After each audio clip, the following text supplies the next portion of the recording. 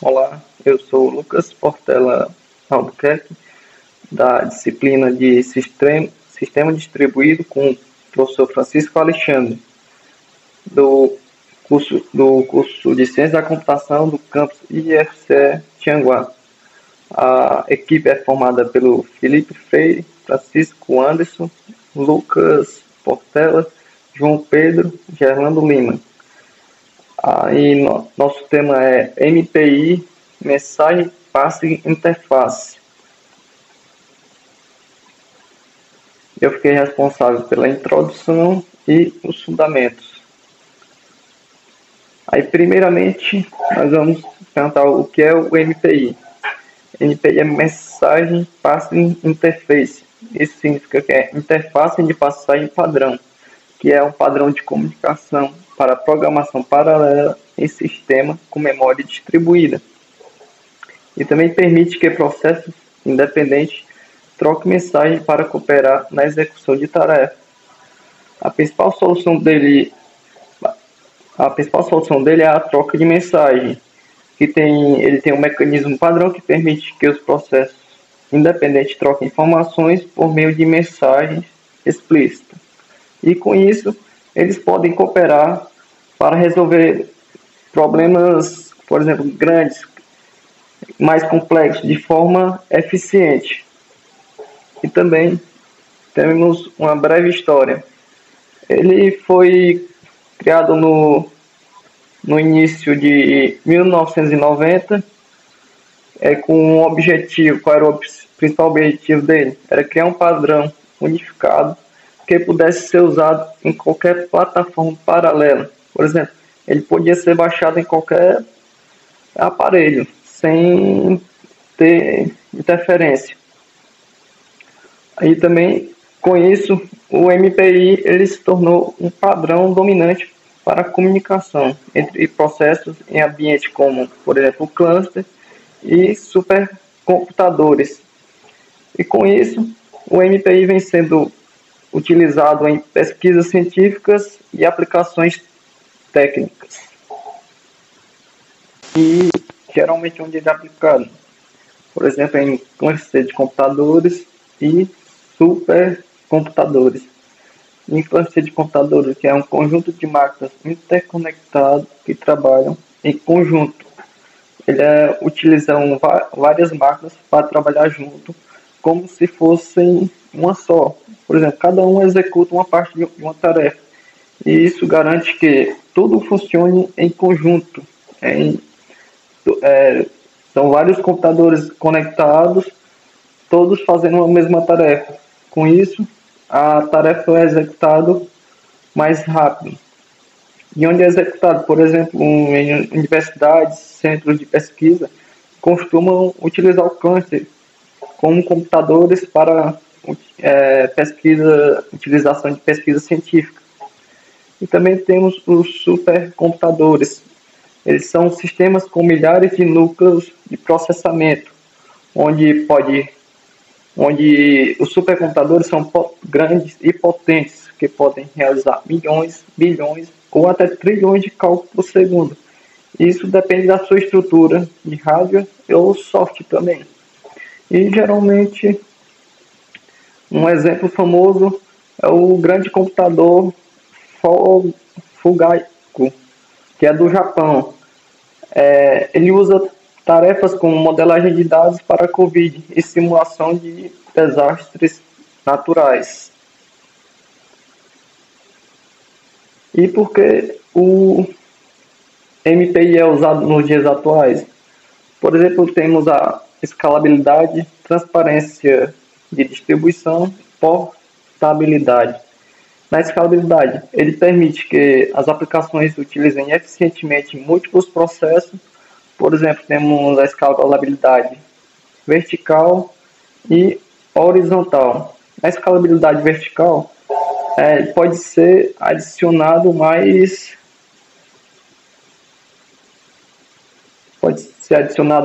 por exemplo, melhorado pode ser adicionado mais componentes no servidor. Por exemplo, se ele tem 16 GB de RAM, pode ser adicionado mais RAM, por exemplo, 32 GB de RAM pode ser adicionado. Isso é na escalabilidade vertical. Tem a capacidade de ser expandido, de melhorar a estrutura de suas peças. E na escalabilidade horizontal, como ele tem por exemplo, tem um tráfego muito grande, ele pode ser adicionado mais servidor, e também é conhecido como uma escala que tem recursos mais eficientes. Também temos a transparência da distribuição. O que ela faz? Ela consiste em ocultar o fato de que os processamentos de recursos estão fisicamente distribuídos por vários computadores.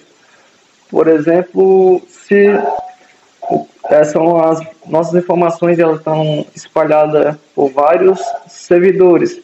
Por exemplo, caso algum servidor dê problema, as nossas informações ainda continuam salvas em outro servidor. E também o cliente não consegue ver se o servidor está com algum problema, pois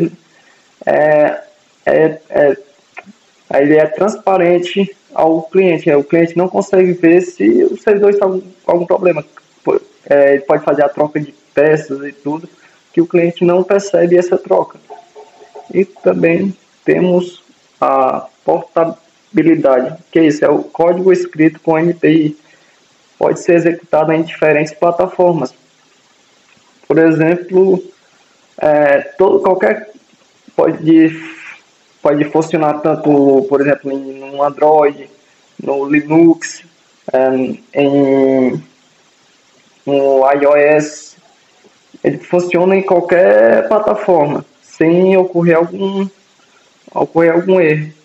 E isso, o que ele faz? Ele economiza tempo e esforço, pois precisa se adaptar. Isso evita gastos também. E esse é um exemplo de como o MPI funciona e é usado nos dias atuais. Bom, eu sou o Felipe e nessa parte a gente vai entender como funciona o modelo de programação MPI e por que ele é tão importante para aplicações paralelas, especialmente clusters e supercomputadores. Vamos começar falando sobre a memória compartilhada e memória distribuída. No processo de memória compartilhada, todos os processos atuantes acessam o mesmo espaço de memória. Isso acontece, por exemplo, quando a gente usa OpenMP ou quando vários threads rodam dentro de um mesmo processo. A comunicação entre eles é indireta. Basta escrever em uma variável que os outros processos também enxergam. Isso parece prático, mas também tem um problema sério, a concorrência. Quando dois processos tentam acessar ou alterar a mesma região de memória ao mesmo tempo, a gente pode ter condições de corrida, inconsistências ou até travamentos, se não houver o controle de musters ou semáforos. Agora, no modelo distribuído, cada processo tem a própria memória local, que outros processos não conseguem acessar diretamente. Para trocar informações, eles precisam enviar dados de forma explícita, como se estivesse enviando uma carta, e não escrevendo no quadro em branco compartilhado. É aqui que o MPI entra. Ele é uma biblioteca padrão, muito usada em aplicações de computação de alto desempenho. A principal característica do MPI é que ele trabalha com esse modelo de memória distribuída. E exige que o programador controle explicitamente a comunicação entre os processos. Isso significa que eu, como programador, preciso dizer: olha, o processo 0 envie esses dados para o processo 1 e que também o processo 1 fique preparado para receber esses dados. Nada acontece automaticamente e tudo isso precisa ser coordenado. E por que isso é útil? Porque esse controle explícito permite muito mais escalabilidade e eficiência, especialmente quando estamos lidando com centenas ou milhares de processos, cada um rodando em um nó diferente de um cluster. A troca de mensagens é muito mais eficiente e previsível do que o acesso concorrente de uma memória compartilhada. Essa base vai ser fundamental para entender os tipos de comunicação que a gente vai ver no próximo slide. Agora que a gente já entende como o modelo MPI, vamos entrar na prática, como os processos se comunicam de fato. O MPI oferece dois tipos de principais de comunicação, a ponta a ponta e a coletiva. Vamos começar falando sobre a ponta a ponta. Nesse tipo, dois processos específicos trocam mensagem diretamente entre si. A função mais usada são o MPI send, que envia mensagens de um processo para o outro, e o MPI requer, que recebe essa mensagem no processo do destino. Por exemplo, digamos que um processo 0 quer enviar um número para o processo 1, ele usaria o MPI send, passando o número, o identificador do processo destino e uma tag, que funciona como etiqueta para identificar a mensagem. O processo 1, por sua vez, chama MPI requer, informando de quem espera a mensagem e qual a tag está esperando. Essa troca é sincronizada e o envio pode esperar o recebimento em alguns casos, dependendo do modo de envio usado. Por isso é importante sempre programar de forma que não haja travamentos ou deadlocks, especialmente quando muitos processos estão envolvidos. Agora vamos para a comunicação coletiva, que vários processos participam da mesma operação de comunicação. Um exemplo é o MPI Bcast ou Broadcast. Ele permite que um processo envie dados para todos os outros de uma só vez. Por exemplo, se o processo 0 tem uma matriz que todos os outros processos precisam usar, em vez de mandar uma a uma, ele usa o MPI Bcast e todos recebem ao mesmo tempo. É como se fosse uma transmissão pública. Outro exemplo usado é o MPI Redus. Ele é usado para combinar dados de vários processos e devolver um único resultado para o processo central, geralmente o processo 0. Digamos que o processo está processando um pedaço de um vetor, e cada um calcula a soma parcial dos elementos. Como o IPR2 e a operação de MPI sum, que no caso é a soma, todos esses valores são somados e o final vai parar no processo root. A vantagem das funções coletivas é que eles evitam muito código repetido e são otimizados internamente para serem mais eficientes do que várias chamadas ponto a ponto. Resumindo, a comunicação ponto a ponto é útil quando precisamos de um controle fino sobre quem envia e quem recebe. A comunicação coletiva simplifica operações em grupos e é ideal quando vários processos precisam interagir juntos. Saber escolher entre a ponta a ponta e a coletiva ou combinar as duas é essencial para desenvolver aplicações paralelas eficientes usando MPI. Eu sou o Anderson Mesquita e eu vou falar sobre as funções e vantagens do MPI. A ideia é apresentar de forma direta como o MPI funciona, destacar suas funções básicas mais usadas, como iniciar o ambiente, identificar os processos e trocas de mensagem e mostrar por que ele se destaca em aplicações que exigem desempenho, controle, escalabilidade e portabilidade. Bom, para começar, todo programa MPI ele precisa seguir uma estrutura básica. A primeira função importante é a MPI init. É com ela que a gente liga o ambiente MPI. Sem ela, nada acontece. Ela precisa ser chamada logo no início do código, antes de qualquer outra função MPI. Depois, no final do programa, vem a MPI finalize, que basicamente ela encerra tudo. É como a gente estivesse fechando a comunicação entre os processos. Aí vem duas funções que são essenciais para trabalhar com múltiplos processos: a MPI com rank e a MPI com size. O rank é o número que identifica cada processo. Tipo, se você tem 4 processos rodando e cada um vai ter um número como 0, 1, 2 e 3. Com isso, você consegue fazer com que cada processo execute uma parte diferente do trabalho. Já o MPI com sense te mostra quantos processos estão em execução no total. Isso é super útil quando você quer dividir uma tarefa igualmente. Essas 4 funções são a base. Se você entendeu isso, já tem um esqueleto de qualquer aplicação MPI. Agora que os processos estão criados e identificados, é aí que entra a comunicação entre processos. A mais direta é com o MPI Send e o MPI Receive. É uma comunicação ponto a ponto. Um processo envia e o outro recebe. Por exemplo, o processo 0 manda um número para o processo 1. Simples assim. Mas em muitos casos a gente precisa de algo mais coletivo. Para isso existem funções como o MPI Batchcast e o MPI Reduce. O Batchcast ele funciona como um broadcast mesmo, um processo que envia uma informação e todos os outros recebem. Já o Reduce é o contrário. Cada processo manda um dado e todos os dados são combinados, geralmente somados ou acumulados, e o resultado vai para o processo específico.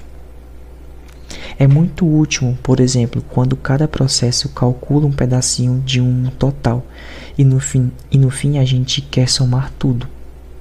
Essas funções tornam o MPI poderoso, porque você consegue controlar exatamente como os processos trocam seus dados.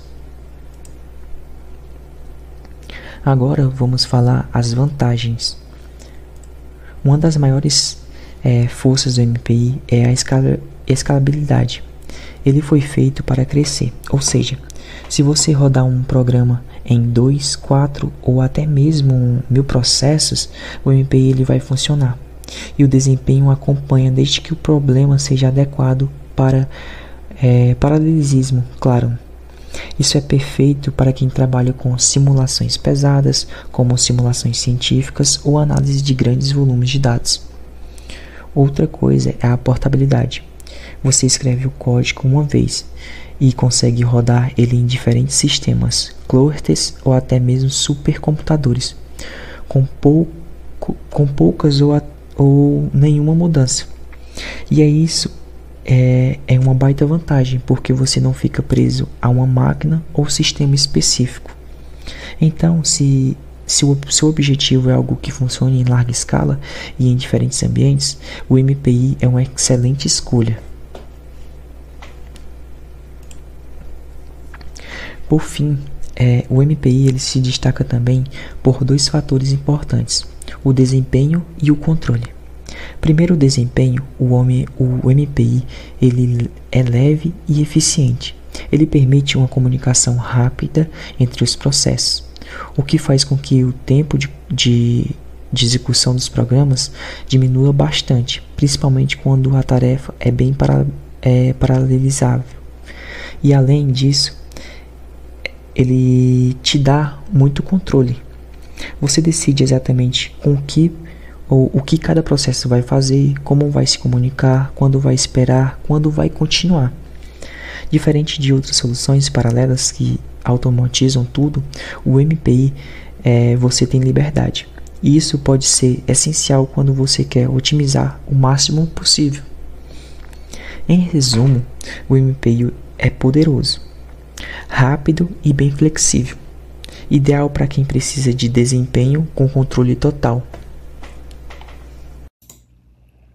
Olá pessoal, Gerlando aqui. Então a gente vai entrar agora no assunto das desvantagens e desafios do MPI. Para começar, um dos desafios é a complexidade de programação. Isso porque a gente precisa gerenciar de forma manual todas as comunicações entre processos, então coisa que contribui com a complexidade. Ter que gerenciar tudo de forma manual. Tem também a questão da API, porque ela é uma API que tem muitas funções, então a curva de aprendizado ela é alta. E também tem a questão de ser um modelo de baixo nível. Então ela pode também expor detalhes da arquitetura. Então a complexidade de programação é uma das desvantagens desse modelo. Temos também a questão do debugging, um debugging difícil, porque a gente tem erros imprevisíveis, então pode ser difícil achar falhas, porque os programas nem sempre eles se comportam igual, Às vezes um erro pode aparecer e do nada sumir, O erro a gente não tem como debugar isso de uma forma precisa. certo? Então esse é um dos problemas. Aí tem a questão de ferramentas de depuração paralela que pode ser caras e complexas, né? Então se a gente quiser debugar esse código, a gente vai ter que pagar por uma ferramenta que pode ser cara ou pode ser complexa. E muitas das pessoas recorrem ao printf, que não é a forma mais apropriada para estar fazendo o debugging, né? A gente pode até utilizar, mas não é uma forma mais profissional. Temos também a questão da ausência de estado global compartilhado, que complica, né, a inspeção do sistema.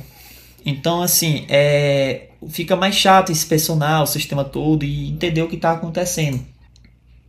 Outro ponto de desvantagem do modelo MPI é a pouca tolerância a falhas. Basicamente, se o processo falhar, todos os outros param também. E para implementar alguma forma de recuperação, tipo fazer checkpoints ou reiniciar só o que falhou, é bem complexo e é algo que o MPI não faz sozinho. Geralmente precisa de biblioteca extras ou então que seja programado na mão mesmo. Outro ponto também é a sobrecarga de comunicação, o overhead, né? Isso porque a latência, que é o tempo que a mensagem leva para ir de um ponto ao outro, pode limitar o quanto a aplicação consegue escalar, né? Especialmente se está mandando mensagens muito pequenas. Outra questão também é a produtividade do desenvolvedor, porque desenvolver com MPI pode ser um processo demorado. Então, justamente por causa dessa complexidade toda, da dificuldade de debugar e do tempo que a gente gasta otimizando o código, né, isso pode ser uma perca de produtividade ao desenvolvedor. Agora vamos para alguns casos de uso do modelo MPI, né, que é um modelo bastante utilizado para cenários, né, que exigem baixa latência e alto desempenho computacional através da paralelização, né, em tarefas em multiprocessadores. O nosso primeiro caso de uso é a questão da modelagem climática. Então, o que acontece? Para prever o clima, né, estudar mudanças de tempo, os cientistas geralmente eles usam simulações pesadas que envolvem muita matemática e física. Então, assim, isso exige processar grandes volumes de dados do planeta inteiro. E é aí que o MPI entra, né, para ajudar a dividir esses cálculos entre os vários processadores. Outra questão também, outro caso de uso, é a engenharia de materiais. Porque, assim, por exemplo, quando pesquisadores querem testar novos materiais, tipo uma liga metálica mais resistente, por exemplo, eles fazem simulações, né, em nível atômico ou molecular. Então essas simulações elas são pesadas e o MPI ele serve para dividir o trabalho entre várias máquinas. Outra questão também, outro caso de uso, é a análise de grandes grafos e redes complexas, né? Isso, por exemplo, pode ser utilizado para estudar redes sociais, ou redes de transporte, ou conexões biológicas, né? Que são assim, são bilhões de conexões. Então, paralelizar essa análise com o MPI faz bastante diferença. Aí aqui a gente vai para outro caso de uso, que é a questão da bioinformática, né? E aqui o MPI ele pode ser utilizado para coisas como sequenciamento genético, onde é preciso comparar milhares, né, ou milhões de sequências de DNA, e fazer isso em paralelo economiza um tempo muito grande. Outra questão também é a astrofísica computacional, tipo simular o nascimento de uma galáxia, de buracos negros ou colisões de estrelas, sabe? Essas coisas. Então, assim, são simulações muito complexas e demoradas. Então, assim, dividir isso em vários nós com o MPI acelera muito. E outra questão, para finalizar, nossos casos de uso aqui são as aplicações financeiras, né, como simulação de risco, análise de mercado. Tudo isso pode envolver muitos cálculos rodando ao mesmo tempo. E é aí que o MPI entra, né, para distribuir essa carga. Então, agora vamos para as conclusões. Para resumir, o MPI ele é essencial para a computação paralela em sistemas de memória distribuída, como por exemplo os clusters e os supercomputadores. Outro ponto também é que ele tem alta escalabilidade e portabilidade, que é algo que faz com que o código MPI seja ideal para aplicações que precisam de muito desempenho e que pode precisar rodar em diferentes tipos de máquina. Outra questão também é que ele é um modelo de programação poderoso, porém ele é muito complexo, ele pode ser muito complexo, exigindo um controle manual, né, da comunicação entre processos, aquela coisa toda. Então, as ferramentas que vêm com o MPI, elas são robustas, elas fazem o que prometem, só que elas são de baixo nível. Isso quer dizer que a curva de aprendizado ela é mais acentuada. E além disso, né, como a gente já falou aqui, há uma maior dificuldade na depuração dos programas. Mas, mesmo com esses desafios todos, o debug complicado, a baixa tolerância a falhas, o MPI ele continua sendo um pilar, né, super importante na programação paralela de alto desempenho. Então, se você precisa de performance máxima em ambientes distribuídos, o MPI ele pode ser muito importante e uma das principais ferramentas para isso. Então, é isso. Eu espero que tenha dado para ter uma boa ideia sobre o MPI, né, com os seus prós, os seus contras, e agradeço pela atenção.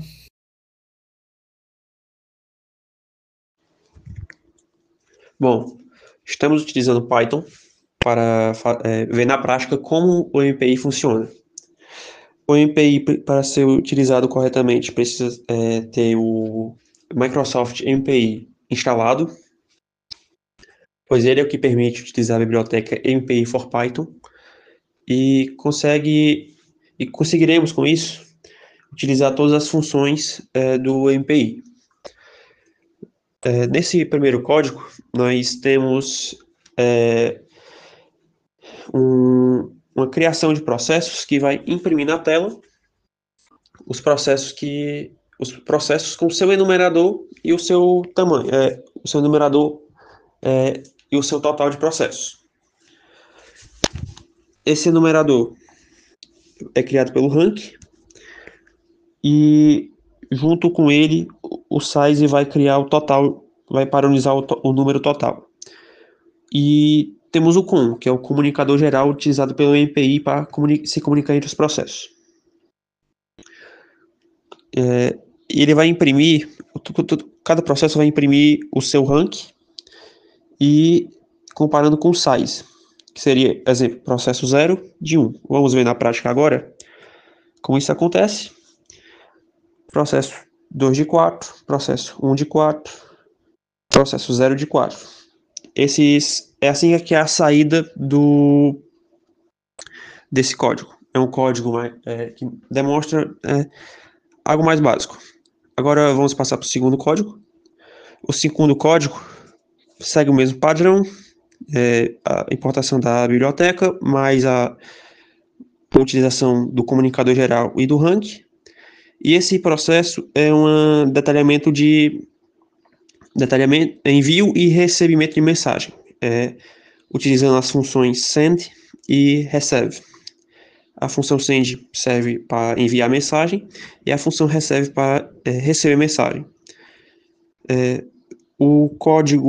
Nesse código, quando o enumerador for 0, o processo número 0 vai enviar uma mensagem, e quando o enumerador for 1, o processo 1 vai confirmar que recebeu a mensagem, como podemos ver aqui nesse código. E agora o teste. Como vocês podem ver, o processo 0 mandou uma mensagem e o processo 1 confirmou que recebeu e abriu ela com a impressão na tela. Não é uma conversa, é um processo mais só de envio e confirmação de mensagem. Agora nós vamos para o código número 3. O código número 3 segue uma estrutura semelhante, mas ela é diferente. Ele em si já é uma conversa. Os processos vão realmente se comunicar, enviando mensagens e recebendo um ao outro.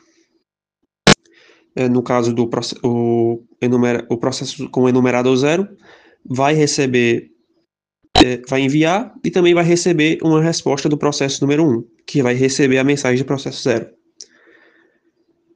Utilizando basicamente o mesmo padrão que foi utilizado no outro código, só que com a extensão que o processo do enumerador 1 vai receber, vai enviar também. A gente vai ver agora como funciona na prática. O processo 1 vai receber essa mensagem e o processo 0 vai receber outra mensagem indicando que há uma comunicação realmente funcional entre os processos. Bom, no processo número 4, no teste número 4, a gente vai somar valores utilizando a função send. Para que isso aconteça, a gente vai indicar que cada processo vai receber um valor específico baseado no seu rank. No caso, foram utilizados 2 processos. Se o valor fosse o valor 10, seria indicado ao rank 0, ou seja, o processo 0, e se não, ele seria indicado ao rank 20. E esse valor seria enviado ao processo 0, qualquer valor de qualquer outro processo também seria enviado, para que seja possível que haja uma soma desses valores dentro do processo 0. E aí seria imprimido na tela. É uma soma simples, não é muito...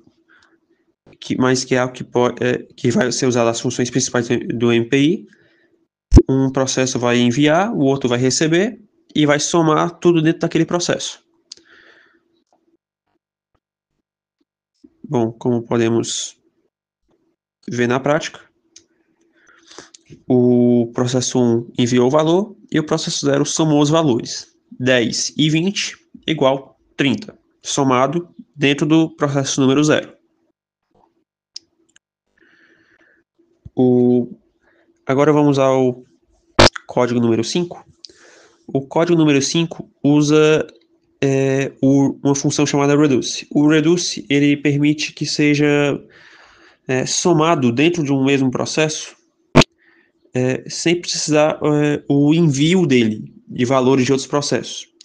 Nesse caso, vamos utilizar uma variável, meu valor, onde a cada processo o rank dele vai ser somado mais 1. Exemplo, processo com enumerador 0 vai receber mais 1, ou seja, o processo 0 vai receber 1. O processo 1 vai receber mais 1, então ele vai ficar com o valor 2. O processo 2 vai receber mais 1, ficaria com 3. E na soma total, o reduce calcularia cada valor de todos os processos e enviaria para e somaria enviando para o root 0, o processo número 0. Com isso, os valores serão somados dentro de um único processo sem necessidade de realmente enviar a mensagem. O reducer já vai procurar tudo e somar dentro do único processo. Como a gente pode ver agora, o valor foi 10, processo 1 ficou, processo 0 estava com o valor 1, processo 1 com o valor 2, processo 2 com o valor 3 e processo 3 com o valor 4. 4 mais 3 mais 2 mais 1, 10. Bom, no código número 6, nós vamos utilizar o broadcast. O broadcast é uma ferramenta de comunicação onde pode se confirmar que os processos estão recebendo valores. Recebendo valores, se comunicando entre si. Esse processo é parecido com a questão de roteadores e outros dispositivos para se comunicar entre a rede. Eles enviam uma mensagem de confirmação. Se aquele valor retornar, está tudo funcionando. Bom, para funcionar, eles vão receber a partir do processo número 0, vai receber uma mensagem com a mensagem olá de broadcast e o valor 1, 2, 3. E a partir disso vai ser enviado para todos os processos. Com isso, como podemos ver agora, todos os processos entram em modo de... Todos os processos recebem essa mensagem e enviam na tela, mostrando que todos os processos estão se comunicando. Esse recurso é valioso para um sistema distribuído, pois confirma que todos os processos estão funcionando. Agora nós vamos ao teste 7. O teste número 7, ele usa o scatter. O scatter, ele é uma função que faz com que todos os valores que estão agrupados em um único processo sejam divididos igualmente entre outros processos. Um exemplo, nesse caso, o processo 0 recebeu dados que variam de 0, 10, 20 e 30. O scatter vai pegar eles, dividir entre os processos baseado no seu rank. E vai colocá-los a partir do root 0 e dividi-los. Um exemplo, em vez de ter root 0, 10, 20, 30 no processo 0, o processo 0 vai ficar com 0, o processo 1 vai ficar com 10 e assim sucessivamente. Aqui, como podemos ver na prática, o processo 2 recebeu 20, o processo 1 recebeu 10, o processo 0 recebeu 0 e o processo 3 recebeu 30.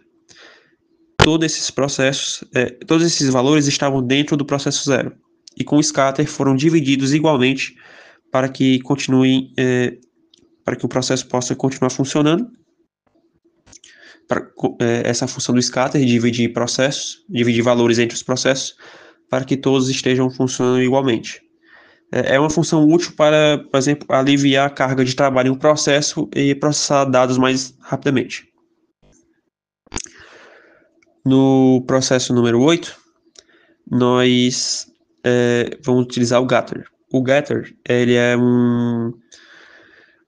ao contrário do scatter. Ao invés da gente procurar separar os valores, a gente vai unir tudo em um único processo. É útil para procurar algo que esteja, como eu posso dizer, tudo separado. A gente vai juntá-los para apresentar, por exemplo, uma pesquisa ao usuário. Dentro desse, se o usuário pesquisar esse processo.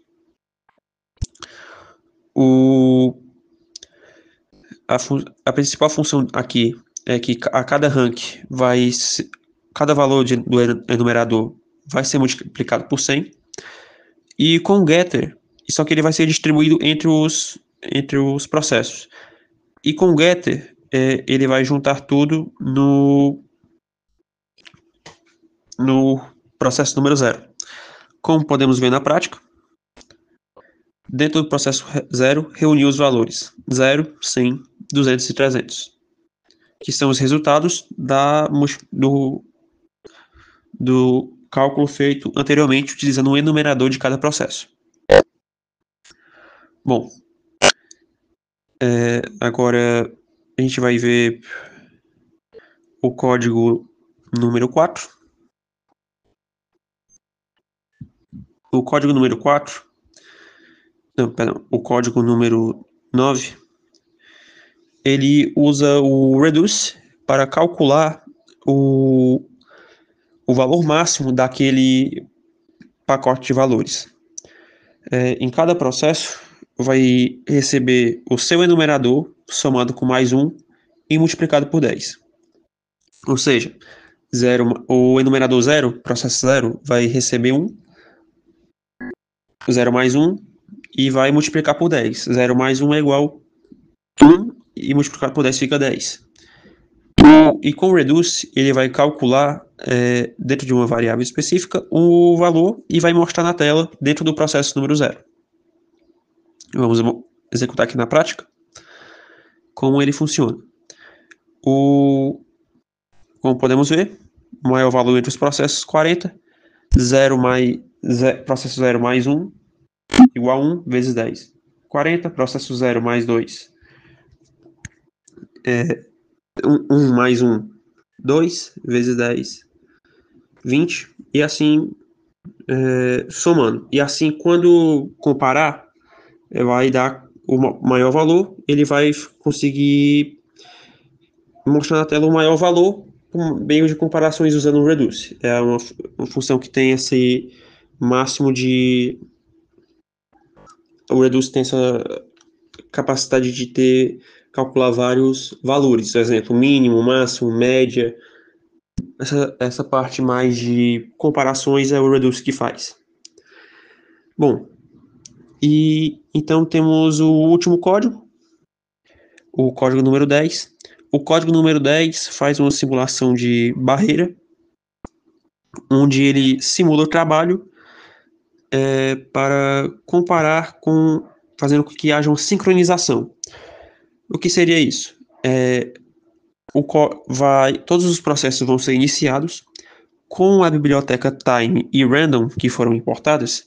A gente vai fazer uma simulação de trabalho, onde eles vão receber valores e na verdade não valores, eles vão ficar como se fosse iniciando e desligando, vão passar por um processo de barreira, onde eles vão ser sincronizados. Aí, depois de ser sincronizados, aí que eles continuam. Eles passam dessa barreira e eles seguem todos juntos, igualmente. Esse código é realmente interessante, pois ele simula como se fosse uma série de códigos que não podem sair sem estarem sincronizados, não podem ser executados sem estar sincronizados. Agora nós vamos colocar ele na prática, para a gente poder ver realmente como funciona. Bom, como vocês puderam ver, processo 3 começou o trabalho, esperou na barreira e passou da barreira. Processo 1 começou o trabalho, esperou na barreira e passou da barreira. Mesma coisa com o processo 0, começou o trabalho, esperou na barreira e passou da barreira. E o processo 2 também, mesma coisa. Todos eles foram sincronizados e seguem nesse ritmo de sincronização. Toda vez que esse código é executado, ele sincroniza.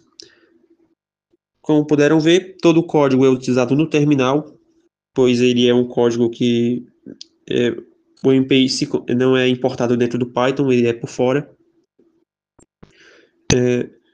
E para executar, é necessário usar o comando mpi exec-n4 Python e o nome do seu arquivo.